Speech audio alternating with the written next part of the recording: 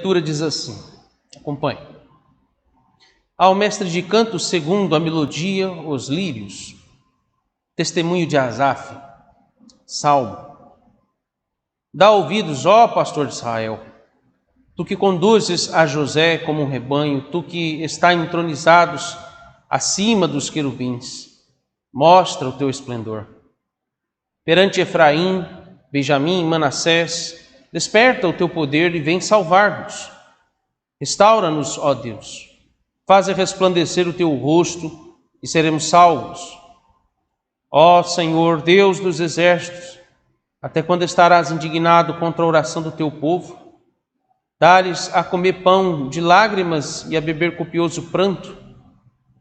Constituis-no em contendas para os nossos vizinhos e os nossos inimigos zombam de nós a valer. Restaura-nos, ó Deus dos exércitos, faze resplandecer o teu rosto e seremos salvos. Trouxeste uma videira do Egito, expulsastes as nações e a plantaste, dispuseste-lhe o terreno, ela deitou profundas raízes e encheu a terra. Com a sombra dela os montes se cobriram, e com os seus sarmentos os cedros de Deus. Estendeu ela a sua ramagem até ao mar e os seus rebentos até ao rio. Por que lhe derribastes as cercas de sorte que a vidimam todos os que passam pelo caminho? O javali da selva a devasta, e nela se repastam os animais que pululam no campo. Ó Deus dos exércitos, volta-te, nós te rogamos, olha do céu e vê e visita esta vinha. Protege o que a tua mão direita plantou, o sarmento que para ti fortaleceste. Está queimada, está decepada, pereçam os nossos inimigos pela repreensão do teu rosto. Seja a tua mão sobre o povo da tua destra, sobre o filho do homem que fortaleceste para ti. E assim não nos apartaremos de ti. Vivifica-nos e invocaremos o teu nome. Restaura-nos, ó Senhor, Deus dos exércitos, faze resplandecer o teu rosto e seremos salvos. Assim diz a palavra do Senhor. Amém.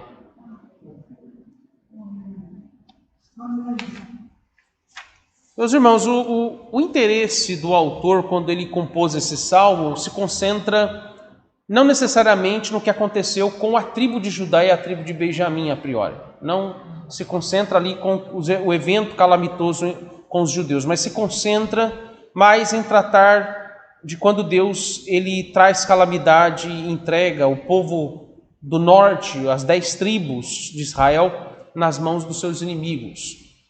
Vamos rapidamente lembrar aqui alguns fatos históricos que podem ser importantes para que a gente possa compreender esse salmo. Primeiro ponto que nós precisamos relembrar é que depois da morte de Salomão, a nação de Israel ela entrou em uma guerra civil, ela se dividiu em 2 reinos. Nós conhecemos bem essa história em 2 Reis. Ela se dividiu no reino do norte e o reino do sul, ou também chamado de o reino de Judá, ou também o reino de Israel, as 10 tribos e as 2 tribos. Então, o reino do norte, que é chamado de reino de Israel, ela compreendia as 10 tribos. E aí, entre elas, como a gente vê mencionado no Salmo de número 80, ele menciona 2 dessas tribos, que é Efraim e Manassés. E o reino do sul, ele compreendia apenas 2 tribos, que era a tribo de Judá e a tribo de Benjamim, que também é mencionada aqui nesse salmo, junto com a tribo de Efraim e de Manassés. Nós vimos, para que você possa ver uma comparação dentro desse contexto histórico, nós vimos no Salmo 79 que Deus usou os babilônicos para invadir, para destruir, expulsar e escravizar o reino de Judá, onde a capital era ali, a cidade de Jerusalém. Agora veja, o Salmo 80 ele não se refere ao juízo contra Judá, mas ele se refere ao juízo de Deus, através de Nabucodonosor, sobre as 10 tribos do norte, quando os assírios, que tinham sido liderados por Senaqueribe, eles também invadiram, destruíram, expulsaram e também escravizaram o reino de Israel. O autor, então, desse salmo, que foi um descendente de Asaf, ele está aqui considerando as 10 tribos de Israel também como parte do povo de Deus. Ele, nas suas orações, nas suas lamentações, ele não considera apenas os judeus. Isso aqui é um ponto muito importante nesse salmo. Ele está considerando também as 10 tribos, mesmo que elas tivessem se distanciado do Senhor, mesmo que elas tivessem sido contaminadas, ou eles, na verdade, se contaminaram por terem permitido casamento em julgo desigual com gentios, com pagãos, terem permitido durante muito tempo e durante muitas gerações a idolatria, o paganismo no meio deles, mas ainda assim o salmista, como eu disse antes, nós não sabemos se o salmista estava ou se ele presenciou, se ele viu, se ele testemunhou ocularmente a queda do reino de Israel lá em Samaria. Nós não sabemos. Eu imagino que não. Eu imagino que alguma testemunha deve ter, algum sobrevivente na fuga, deve ter alcançado o reino de Jerusalém, porque veja, esses eventos eles ocorreram mais ou menos 150 anos antes da queda de Jerusalém, que é a capital do reino do sul, que é Judá.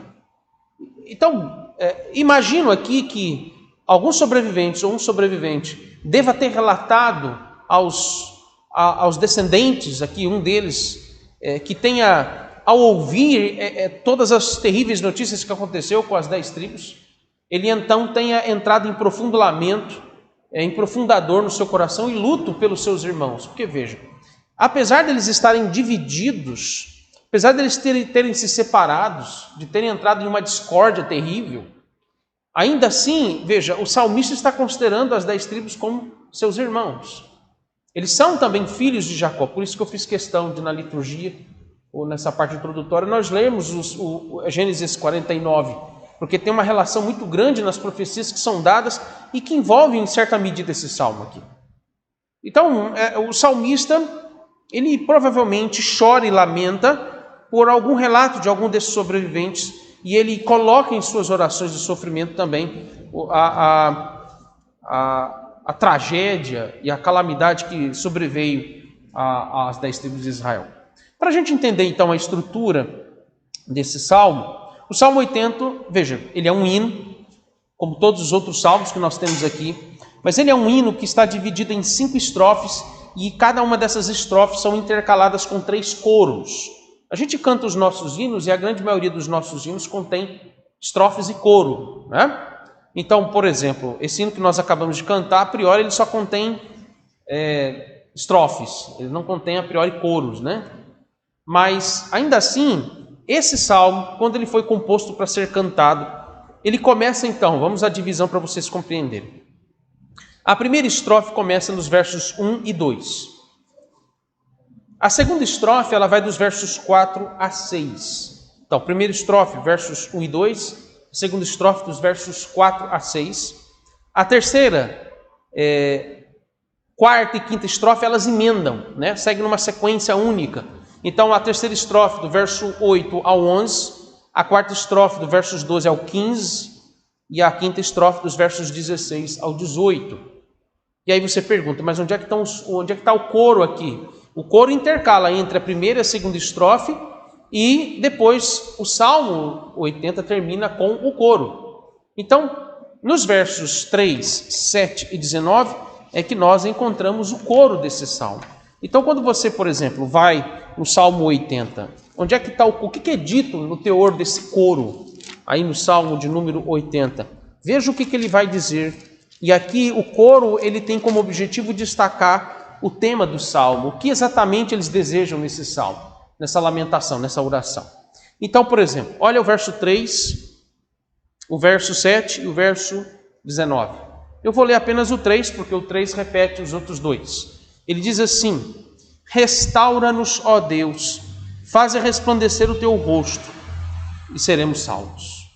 Esse é o coro, e ele vai repetir a mesma frase no verso 7, observe o verso 7, e também no verso 19. Então, a estrutura do Salmo 80 reflete-se exatamente na divisão que é estabelecida nessas estrofes, são 5 estrofes, e repetido o coro por 3 vezes, e vai terminar o Salmo 80 com esse coro. Vamos analisar cada uma dessas estrofes de uma forma que a gente consiga aproveitar melhor o tempo aqui. Então vamos para a primeira estrofe. A primeira estrofe, ela é um apelo, ela é um clamor direto, e apelo sempre A expressão apelo sempre dá a ideia de que o salmista está usando aqui palavras que são persuasivas.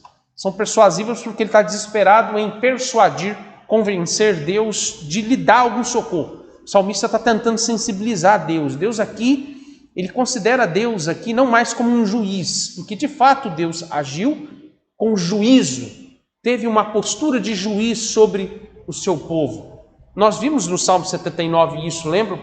Quando nós vimos que Deus, ele na sua aliança não promete apenas bênçãos, mas ele também promete maldição, castigo e juízo quando o povo peca. Então a posição de juízo está ali estabelecida no Salmo 79. Então ele se dirige a esse juiz, mas não como um juiz, mas ele se dirige ao Senhor para clamar por socorro, então se dirige ao Senhor como um pastor. Então o salmista passa a impressão de que Deus ele parece não estar ouvindo os clamores do povo. Mas veja, Deus está ouvindo, senão ele nem oraria, nem buscaria o Senhor.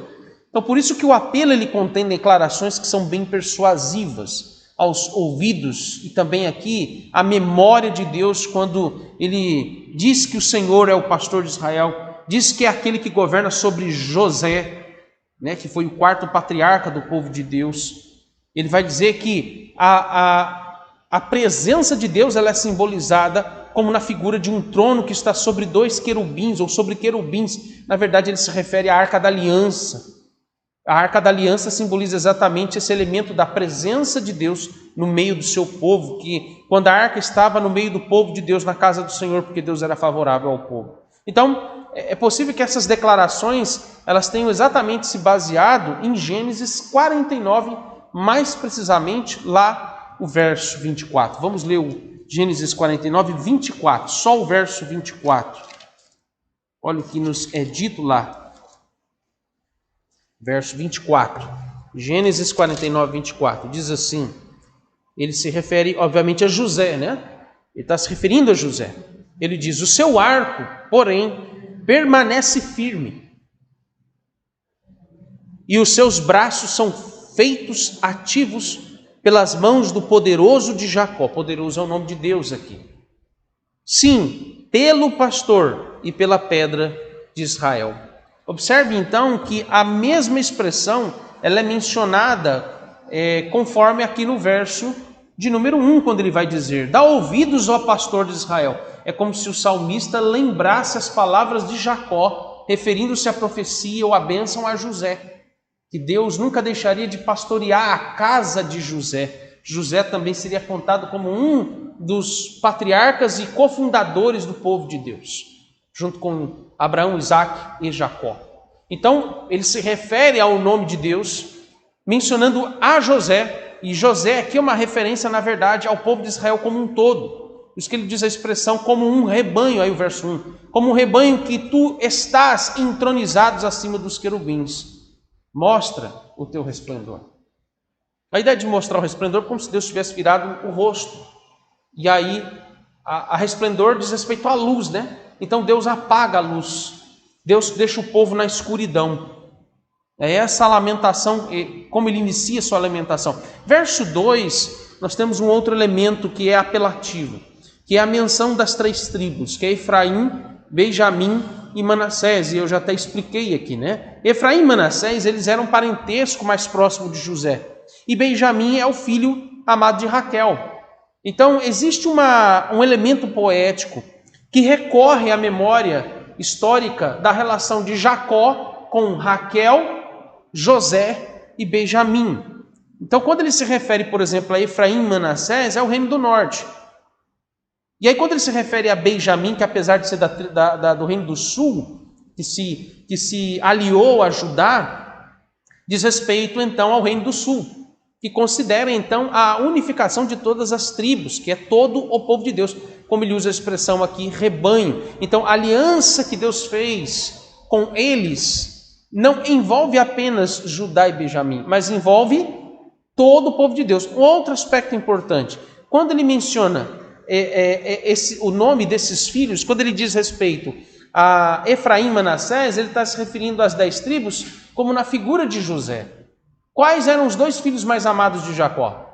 José e Benjamim. Então, qual é o povo mais amado do Senhor? Ele resume esse amor que Deus, esse amor peculiar, esse amor especial, esse amor incondicional a todas as tribos de Israel. Então José e Benjamim referem-se ao norte e ao sul, as 12 tribos como um todo. Então, isso aqui, o verso 2, revela o quanto que Deus ama o seu povo. Da mesma forma que Jacó amava tanto a Raquel e os seus 2 filhos, José e Benjamim. E aqui, é muito interessante a gente ver que na calamidade sempre é oportuno nós lembrarmos do amor de Deus por nós. É na calamidade onde, como o salmista fez, né? Quando ele orou. Ele orou com base no amor do Senhor pelo seu povo, que é um amor incondicional. Apesar de Deus não ter passado a mão na cabeça do povo por causa dos seus pecados. Deus foi muito severo com o povo, mas a severidade de Deus, ela foi abrandada, ela foi aplacada. Sua ira foi aplacada por causa do seu amor por todo o seu povo. Nesse sentido, então, qual é o único argumento que pode convencer a Deus de mudar a condição maldita e miserável do povo? É a aliança, é o amor dele, que ele mesmo fez e ele mesmo prometeu ao seu povo. Ele promete que se o povo desobedecesse, Deus ia trazer maldição. Mas se o povo, mesmo continuando na sua desobediência, por causa do seu amor, por causa das suas promessas, Deus havia prometido que iria restaurar o povo, não apenas dessas calamidades e dos seus inimigos, mas Deus também, principalmente, iria restaurar o coração do seu povo, levar esse povo ao arrependimento dos seus pecados. A segunda estrofe, os versos 4 a 6. Aqui ele começa a argumentação à luz da graça e da misericórdia de Deus, que é um dos sinais que, basicamente, aqui nos aponta para a ideia de que Deus ele ouve as orações do seu povo. Então, faz parte das promessas pactuais de Deus ouvir os clamores do seu povo. E aí o ponto nessa estrofe é que o salmista reconhece que aquela calamidade e devastação é a ira de Deus sobre eles, por causa dos seus pecados. Olha para o verso 5. O verso 5 destaca a condição da miséria do povo. E aí o verso 6 destaca o sofrimento e a humilhação por parte dos seus inimigos, que aqui os inimigos são os assírios. Quando você vai para as 3 últimas estrofes, que aí nós vamos pegar da 4ª, a 5ª, aliás, a 3ª, a 4ª e a 5ª. Então, essas 3 últimas estrofes se constituem uma rememoração histórica. Então, se perceba, vamos só, para a gente ser bem aqui conciso, né? E vocês não ficarem perdidos na divisão do Salmo. A primeira estrofe, qual é a argumentação dele para que Deus venha restaurá-los? A aliança, o amor de Deus. Na segunda estrofe, qual é o argumento que ele usa para que Deus viesse socorrê-los, restaurá-los da miséria que eles estavam? É a misericórdia e a graça de Deus. Terceiro argumento, a rememoração da história do povo de Deus. A história do povo de Deus aponta para a concretização dos 2 primeiros argumentos, ou seja, a aliança de Deus, como também a graça e a misericórdia de Deus, que estão contidas na concretização desses eventos históricos. Olha o que ele vai nos mostrar nessa rememoração histórica. Ela, em primeiro lugar, ela é bem resumida, mas ela é muito precisa nos seus relatos, porque ele não perde os principais pontos e detalhes que são marcantes nas argumentações e nos seus clamores aqui. Por exemplo, a terceira estrofe, ela rememora, como sempre isso acontece em muitos salmos, né? O primeiro evento histórico que é inesquecível para o povo de Deus e que está ali contido no pacto de Deus é a libertação do povo de Israel do Egito. Aqui revelando um grande e inesquecível feito do Senhor. E ele termina com a expansão, a prosperidade e também a estabilidade do povo de Israel lá na Terra Prometida, lá em Canaã. A 4ª e a 5ª estrofes, elas contrapõem esses feitos miraculosos, quando Deus agora, em vez de abençoá-los, Deus amaldiçoa o povo, uma maldição que cai sobre eles. Isso é relatado dos versos 12 ao 18. Deus, ele entregou seu povo nas mãos dos seus inimigos, e para o povo de Deus, o pior de todos os castigos era ser entregue nas mãos dos inimigos. Era pior do que qualquer outra calamidade que podia vir sobre eles. Então perceba que em todas as argumentações, o salmista ele usa uma linguagem poética e ao mesmo tempo semelhante àquela estrutura de parábolas, ou também às vezes o elemento de metáfora. Então ele vai aqui comparar o povo de Deus com uma videira. O que é uma videira? É a plantação de uma vinha, plantação de uvas. Então ele diz que o povo de Israel é como uma videira que foi plantada por Deus, cresceu, foi alimentada, protegida e que produziu boas colheitas e bons frutos durante muito tempo. Mas por causa da rebeldia e da idolatria do povo, ou seja, essa vinha foi contaminada com a idolatria e com a rebeldia. São as duas coisas que mais Deus abomina. Então, por causa disso, Deus tirou a sua proteção. Deus tirou a expressão que um dos versos aqui vai usar, é que Deus tirou a cerca. A cerca é sinônimo de proteção. Se você observar, por favor, o verso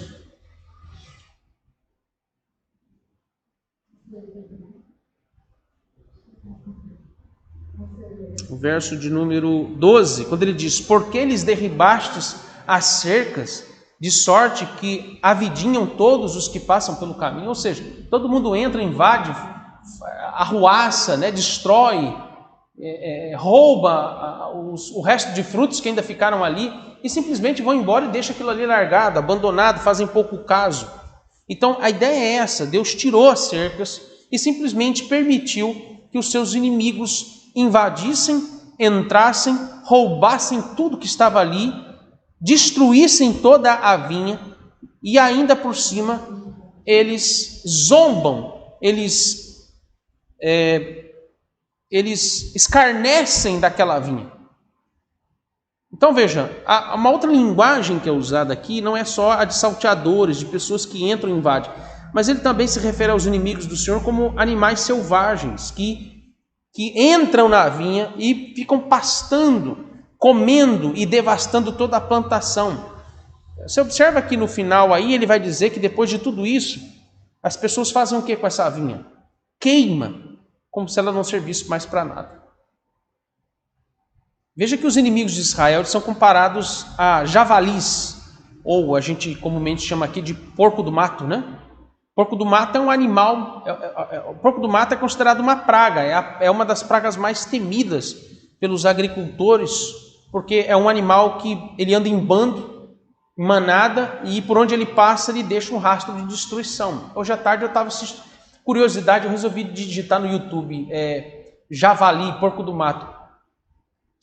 Que bicho terrível! E ele tem aqui na região amazônica, ele é um animal muito temido, as pessoas têm medo dele no mato.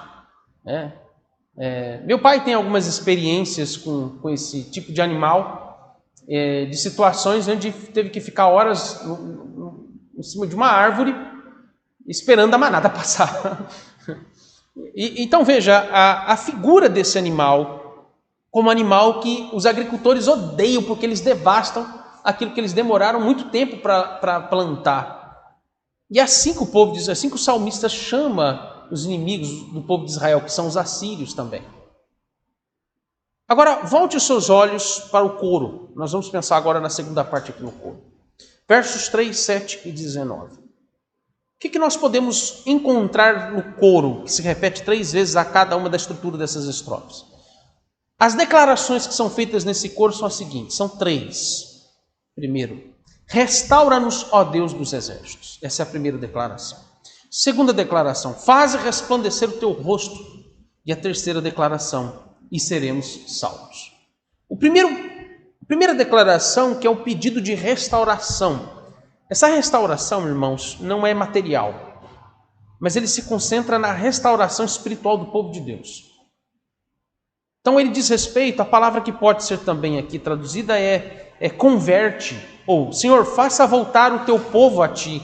Ele está clamando que converta o seu povo, que ele volte para o seu povo, que ele volte de novo e atraia o seu povo a ter comunhão de volta com ele. É uma reconciliação que ele está suplicando. Não adianta nada Deus restaurar a vinha, fazer ela produzir os seus frutos, sendo que essa vinha continua rebelde, desobediente e idólatra. Entendem isso? Isso nos serve até de uma aplicação muito breve para nós. Não adianta nada Deus cessar as aflições, Deus nos dá riqueza, prosperidade, Deus abençoar o fruto do nosso trabalho, se não há a salvação que realmente nós necessitamos, que é a conversão do coração do homem? Do que adianta nós prosperarmos se não há arrependimento de pecados? Entende? Então ele se volta à conversão. Ele se volta aqui a clamar a necessidade de Deus, em primeiro lugar, Deus dispor no seu coração o desejo de restaurar o seu povo. Se Deus não quiser salvar o seu povo, esse povo vai continuar na escuridão, perecendo e entregue à destruição. Segundo pedido ou declaração, que diz respeito também à disposição para o coração de Deus em relação ao fato de Deus não ocultar mais a sua face diante dele. Que Deus se voltasse por sua misericórdia e fizesse brilhar a sua glória novamente sobre o seu povo. A ideia de Deus manifestar a sua glória sobre o seu povo é voltar de novo, fazer resplandecer luz. Todos os eventos, e aqui vejo o Salmo 80 é uma oração, no final das contas, uma oração por pedido de despertamento espiritual. É uma oração por pedido urgente de avivamento sobre o povo de Deus. Que inclusive isso vai se caracterizar bem nitidamente quando você vai para o verso de número 18. E assim não nos apartaremos de ti, vivifica-nos e invocaremos o teu nome. É um clamor por despertamento e avivamento. Não há despertamento e avivamento se Deus ele não voltar de novo o seu rosto e fazer a sua luz brilhar sobre o seu povo. O que isso, em outras palavras, significa? É a palavra de Deus sendo aberta novamente, pregada com fidelidade, chamando o povo ao arrependimento dos seus pecados. Se Deus não fizer isso, se isso não acontecer, nada mais pode ser feito. Quando então a terceira declaração, ela é na verdade consequência das duas primeiras, porque elas então se voltam exatamente ao sinal que Deus dá, quando então só haverá salvação, porque ele se diz, só seremos salvos na terceira declaração, se o Senhor quiser nos restaurar e se o Senhor fizer de novo brilhar a sua luz por meio da sua lei. Todos os eventos de despertamento houveram necessidade, primeiro, de descobrirem de volta a palavra de Deus. Todos se voltaram essencialmente, necessariamente, indispensavelmente a palavra de Deus. Essas declarações, então, elas são reforçadas com os versos 14, 15, 17 e 18, quando o salmista se volta novamente aos elementos aí figurativos da sua parábola, quando ele fala da videira, da plantação, da vinha. Os elementos, por exemplo, nos versos 14 e 15, eles se concentram aí em verbos ou ações da parte de Deus para com seu povo. Por exemplo, voltar o rosto, verso 14, parte A, olhar e ver. Ele diz, Senhor, volta o teu rosto, volta a tua face. Olhar e ver, verso 14 também, a parte B, olha e vê, ou seja, dê atenção, se compadeça, o olhar é de compadecer. Dê atenção, veja a miséria, sensibilize-se, Senhor, não nos deixe desta forma.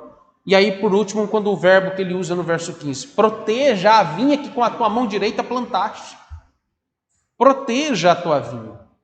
A mão direita, alguns comentaristas ousadamente vão dizer que talvez a referência à mão direita aqui, a mão direita é aquela que protege, é aquela que é a favor, é aquela que salva, referindo-se implicitamente à mão esquerda. Quando ele diz, Senhor, protege o teu povo, como o Senhor plantou com a tua mão direita esta vinha, ou seja, use a esquerda para matar os nossos inimigos, para nos vingar da injustiça dos nossos inimigos. A mão esquerda do Senhor é vingança, juízo. Essa pode ser uma interpretação aqui, quando se refere implicitamente à ideia do qual é a função da mão esquerda do Senhor, do braço esquerdo dele. Os da esquerda e os da direita, referindo-se escatologicamente àqueles que estão contra e àqueles que estão ao lado do Senhor. Então, os elementos contidos nos versos agora 16 ao 18, eles se concentram na concretização da salvação e a justiça em favor do seu povo. Primeiro, que é destruir os seus inimigos pela repreensão do seu rosto. Quando ele fala que Deus ele destrói os seus inimigos só com a sua face, é para dizer que Deus não precisa mover não fazer nenhum movimento, nenhum esforço. Basta ele com a sua palavra declarar e simplesmente seus inimigos serão destruídos. Que é exatamente isso que o nosso Senhor Jesus nos explica, como que vai ser a destruição dos ímpios. O Senhor Jesus ele só vai dizer: apartai-vos de mim, malditos, porque eu não vos conheço. Ele não vai levantar braço, bater, tirar a espada, sangrar. Ele só vai declarar. A autoridade de Deus, ela é o quê? Declarativa, é a palavra dele. Simplesmente ele vai dizer: apartai-vos de mim, malditos. E imediatamente eles serão apartados.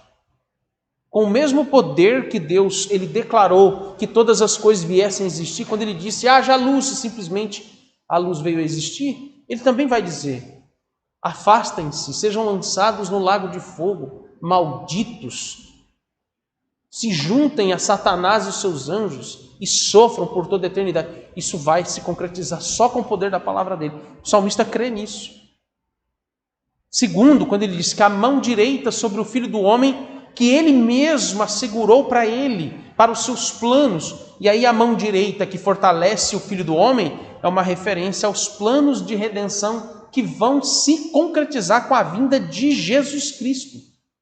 A mão direita que assegura a vinda do Filho do Homem.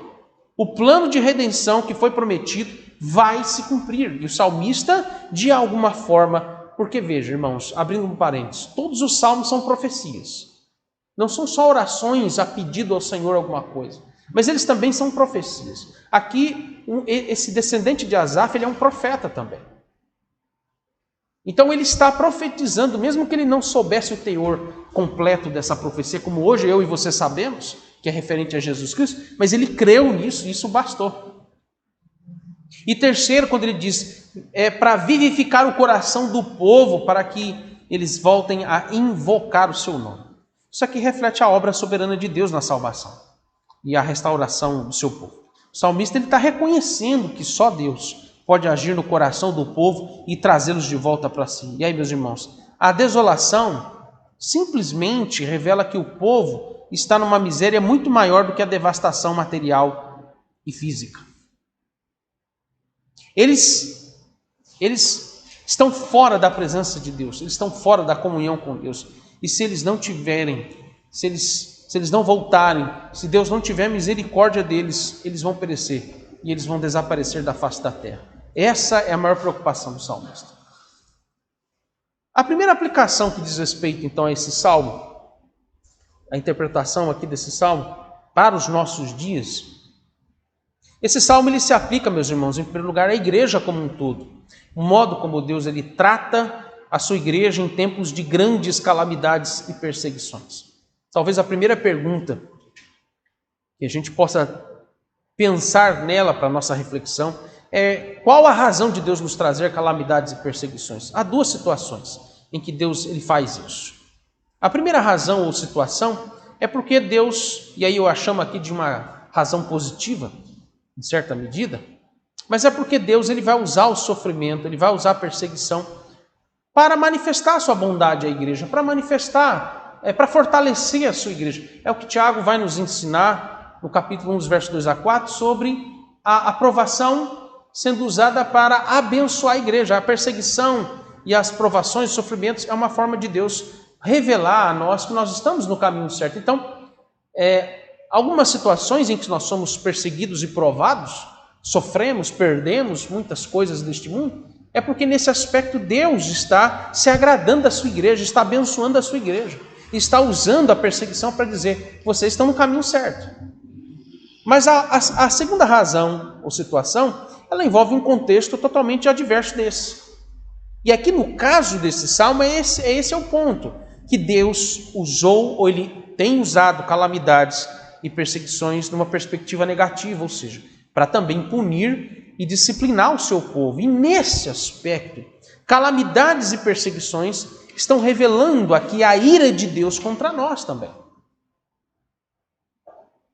É claro que, nesse sentido, Deus também está abençoando o seu povo, ou está manifestando, em certa medida, a sua graça ao seu povo, para que eles não se percam totalmente. Mas o aspecto negativo de todas essas calamidade sobre nós, é exatamente porque a disposição de Deus naquele momento, ela é desfavorável.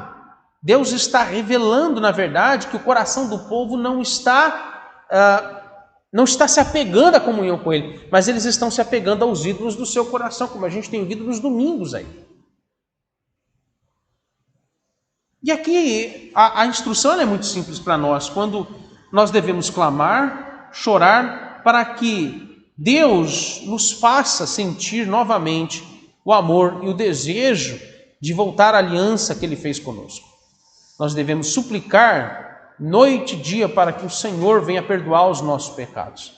Nós devemos suplicar para que sintamos novamente o desejo de sermos restaurados à comunhão com Deus.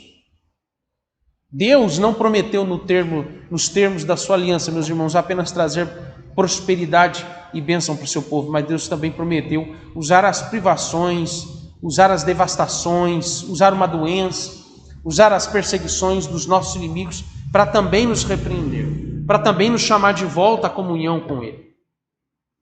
Segunda aplicação que esse salmo nos dá é mostrar que Deus, seja no aspecto positivo ou negativo, Deus ele vai usar sempre os sofrimentos e as perseguições para purificar a sua igreja, para restaurar. Vamos pensar na igreja como a sua vinha novamente. Essa vinha está contaminada, essa vinha está cheia de praga, essa vinha ela não produz mais bons frutos. Então, para purificar e restaurar essa vinha, primeiro o Senhor vai destruí-la. Primeiro o Senhor vai permitir que o fogo a queime. E fogo aqui é sinal de juízo e de santificação. Uma plantação ela só pode ser renovada para que venha produzir novamente bons frutos em determinadas situações, quando ela primeiro, aqueles galhos velhos, aquelas plantas velhas, elas são destruídas. Deus primeiro destrói com o seu fogo santo, vai consumir todas as impurezas, vai consumir tudo aquilo que nos afastava dele, e depois ele vem com a sua mão direita e de novo ele planta tudo novamente, praticamente do zero, para que esta vinha possa produzir bons frutos novamente. E aí a terceira aplicação que esse salmo nos dá é: qual é a maior preocupação do salmista nesse lamento? E que por implicação a pergunta a nós também é: qual é a nossa maior preocupação quando Deus nos manda terríveis calamidades e perseguições? Que até o momento, se pegarmos todas as calamidades e perseguições na história da igreja, meus irmãos, muitas delas, ou quase todas, mal se compara ao que foi a devastação, o sofrimento e o trauma que o povo de Israel passou na primeira grande diáspora, que foi a invasão dos assírios e dos babilônios.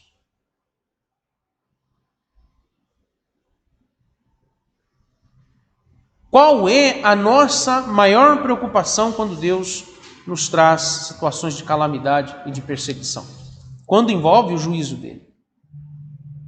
Veja, a gente sabe que há elementos materiais neste lamento, porque a promessa de Deus ela envolvia as bênçãos também materiais, e vocês devem se lembrar, ou pelo menos as bênçãos históricas. Não necessariamente elas sejam apenas numa perspectiva material, mas elas são históricas, vamos usar esse termo. E Deus prometeu uma grande descendência, Deus prometeu a posse, a herança perpétua de uma terra, Deus prometeu em terceiro lugar a fidelidade à comunhão com Ele através do culto, a liberdade de cultuarmos publicamente a Ele.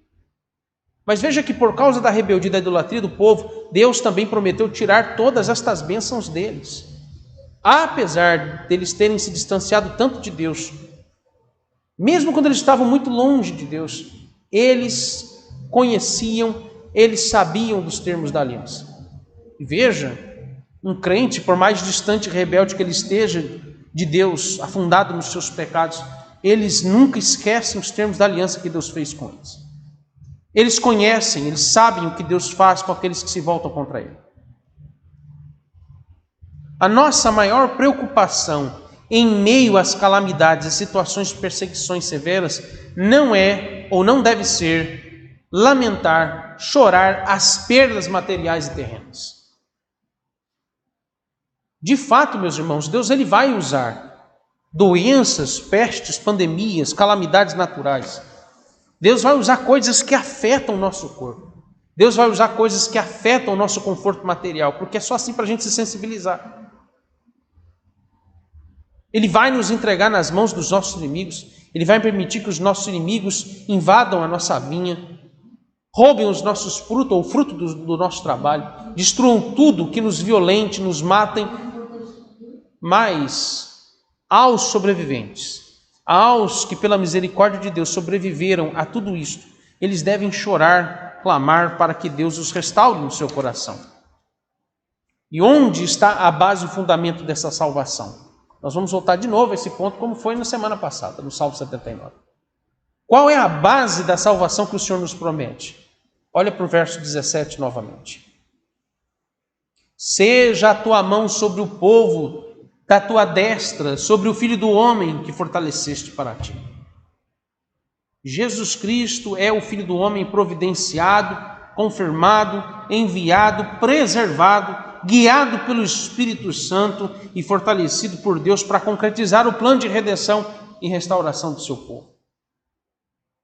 A nossa maior preocupação deveria ser o que é dito no verso 18, em detrimento dessa promessa que o salmista aqui exclama, que ele crê. E assim, meus irmãos, olha o que ele nos diz aqui: não nos apartaremos de ti, vivifica-nos e invocaremos o teu nome. E aí a pergunta que nos vem é: qual tem sido a sua maior preocupação nesse momento? Pelo que você tem chorado e pranteado?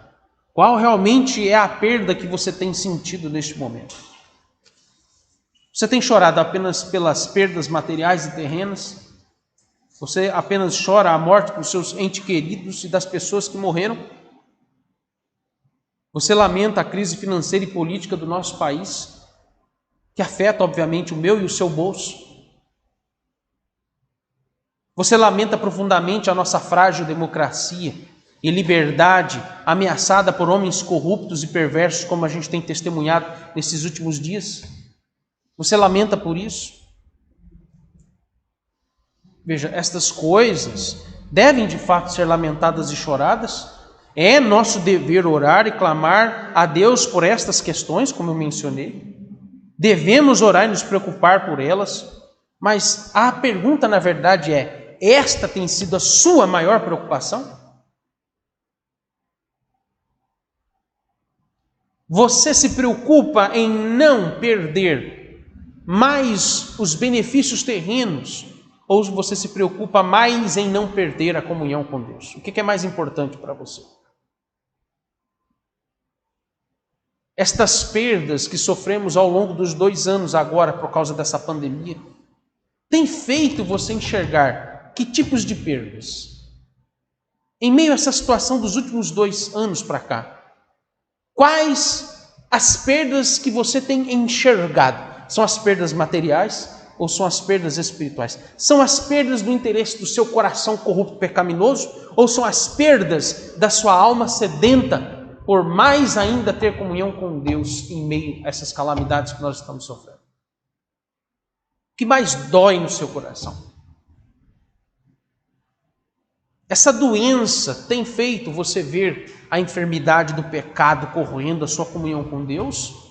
Ou você só tem visto as perdas terrenas que você tem sido tirado de você? Meus irmãos, é na calamidade que o Senhor nos faz mais ainda buscar a presença dEle para que a gente peque menos contra Ele. É na calamidade que o Senhor faz nos ver mais ainda nitidamente a misericórdia dEle.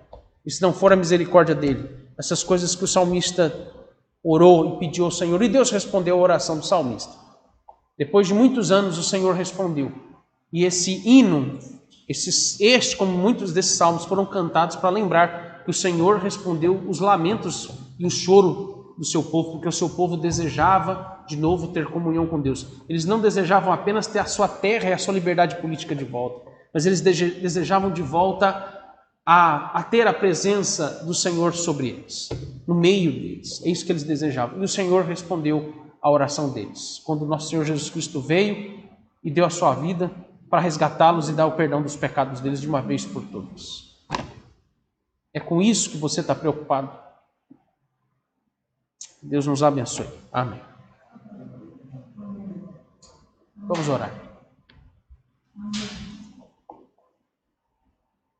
Senhor, nós te louvamos pela tua palavra e que através desse salmo o Senhor nos ensina a orar, ó Deus, preocupados não com as coisas terrenas, mas nos preocuparmos, ó Deus, em realmente sondar no nosso coração se as calamidades e os sofrimentos que estamos sofrendo é porque a tua mão tem pesado sobre nós. É nítido, ó Deus, não precisamos de muitos sinais para saber que nesses últimos dias o sofrimento que estamos passando é porque a tua mão está pesando sim sobre nós. Isso é claro. Por isso, ó Deus, nós te suplicamos que o Salmo 80, a oração que o Senhor deu ao seu servo, oração esta, ó Deus, que é santa, amável e agradável, ó Deus, aos teus ouvidos e ao teu coração, seja também a oração do nosso coração. Faça-nos orar, ó Deus, este salmo todos os dias. Faça-nos aclamar, Senhor, para despertamento e avivamento. Ó Deus, faça-nos preocupar mais no nosso coração, em ter, ó Deus, o teu povo restaurado, despertado. Faça, ó Deus, o teu povo voltar à tua casa e buscar a tua presença enquanto ainda há tempo. É o que nós te pedimos em nome de Jesus. Amém. Vamos aos motivos de oração. Eu já vou aproveitar o momento para nós dividirmos aqui os nossos irmãos que vão orar. A Silão pode nos ajudar? Quando você vier aqui, eu fico no teu lugar aí. Então eu vou pedir, Albert, eu vou pedir que você ore pelos nossos irmãos enfermos. Vou pedir ao Silão que ore pelo nosso país e as nossas autoridades como um todo. E eu vou pedir